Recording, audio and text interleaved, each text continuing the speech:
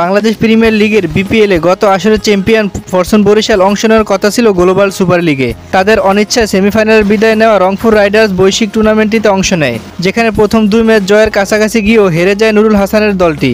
শেষ দুই ম্যাচ জিতে নেট রান রেটের সমীকরণ মিলিয়ে ফাইনালে ওঠে। শিরোপা নির্ধারণী ম্যাচে তারা 56 রানে জিতেছে। প্রথমবারের মতো গায়ানা ক্রিকেট কর্তৃপক্ষের এই আয়োজনে সাফল্য পেল বাংলাদেশি ক্রিকেটের ফ্র্যাঞ্চাইজিটি। শিরোপার জয়ে টুর্নামেন্ট জুড়ে দারুণ অবদান ছিল সৌম্যের। মহাগুরুত্বপূর্ণ ফাইনালে তিনি আরও গুরুত্বপূর্ণ ব্যাটিং করেছেন। 54 বল খেলে করেছেন 86 রান। 5 ম্যাচে 47 গড়ে 142 স্ট্রাইক নিয়ে টুর্নামেন্ট সর্বোচ্চ 188 রান করেছেন তিনি। টসে জিতে আগে ব্যাটিংয়ে নেমে রংপুরের শুরুটাই ছিল দারুণ আক্রমণাত্মক, যদিও পাওয়ার প্লেতে তারা মাত্র 40 রান তোলে।